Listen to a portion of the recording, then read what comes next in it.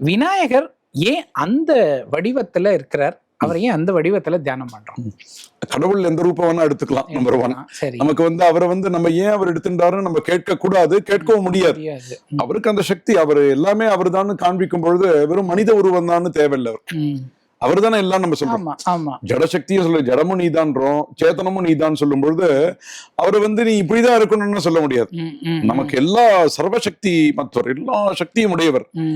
அந்த ரூபமும் அந்த யானை முகம்ன்றதும் பார்த்தோம்னால், யானை முகத்துக்கு நிறைய நம்ம புராண சான்றுகள்னா, புராணங்களே நான் சொல்லுவேன் அடிக்கடி மித்தாலஜின்னு சொல்லுவேன். மித்தாலஜினா சொல்லப்படுகிறதுன்றது இல்ல, இது ஹிஸ்டாரிக்கல். இது பல யுகங்கள் நமக்கு தாண்டி வந்திருக்கும். நம்ம ஏற்கனவே பார்த்திருக்கோம். நம்ம டைம் உடைய பேஸ் பார்த்தோம்னால் 28வது கலியுகம்னா பல கோடி ஆண்டுகள். அது அப்ப பல கல்பங்கள்ல பல காலகட்டங்கள்ல இது நடந்திருக்கிறதுனால ஒவ்வொரு காலகட்டத்திலும் அவருடைய உத்பவமானது இப்ப இது மாதிரி தோன்றினார், இப்பொழுது இது மாதிரி தோன்றினார். இன்னைக்கு நீங்க இந்த ஷர்ட் போட்டு இருக்கீங்க, அடுத்த இது போது வேற கலர் ஷர்ட் போட்டிருக்கலாம். அதே ஆசாமி தான், ஆனா வேற வேற இதுல வர மாதிரி, நம்மளே பிறப்பு வேற வேற பிறப்பு வர மாதிரி சுவாமியுடைய அவதாரங்களும் எப்படி வருவாருன்னு நமக்கு தெரியாது. சோ அம்பாள் பார்வதி அவ தபஸ் இருந்து பிரம்மத்தை நோக்கி தபஸ் இருந்து அப்புறம் பிரம்மனே குழந்தையா வரணும்னு வேண்டி பிள்ளையார் பிறந்ததும் சொல்றா, பிரம்மனஸ்பதின்னு அப்படின்னு சொல்றா.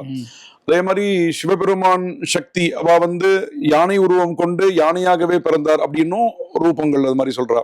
அது மாதிரி உமா அம்பாள் அப்படியே அந்த மஞ்சள் அப்படியே எடுத்து பிடித்து வைக்கிறா, அப்படியே பிள்ளையார் வருதுன்றா.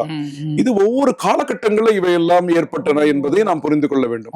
ஏன்னா ஒரே ஆசாமிக்கு இப்படி இருக்கே ஒண்ணும் இல்லைங்க. இப்ப நீங்க ஒரு கோவில்களுக்கே போனோமானால் அங்க சொல்லுவாங்க, இங்க ராமர் தர்ப்பணம் பண்ணாங்க அப்படின்னுவாங்க. இதே மாதிரி ஒரு கோவில் நீங்க பீகார் பக்கம் போனீங்கன்னா அங்கேயும் தர்ப்பணம் பண்ணாருன்னுவா. நம்ம என்ன நினைக்கிறோம், நம்மள மாதிரி நம்ம லிமிடேஷன்ஸ் கொடுக்குறோம். ஓ நம்ம இன்னைக்குதானே இங்க போனோம், அங்கதானே போனோம்னு.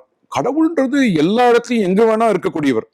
இப்ப ஒரே சமயத்துல நீங்க ஒரு கான்பரன்ஸ் கால் பேசுறீங்க, பல இடங்கள்ல பேசுறீங்க, ஒரே ஆசாமி தான் வேற வேற இடத்துல கனெக்ட் ஆற மாதிரி கடவுள் எந்த ரூபத்தில் வேண்டுமானாலும் எப்படி வேண்டுமானாலும் அவர் வரலாம். அப்ப அவருடைய நம்ம எப்படி பார்க்கணும், அவர் அந்த ரூபத்துல வந்திருக்காரு, யானை முகத்தை கொண்டு. அது ஓம்கார ஸ்வரூபம்.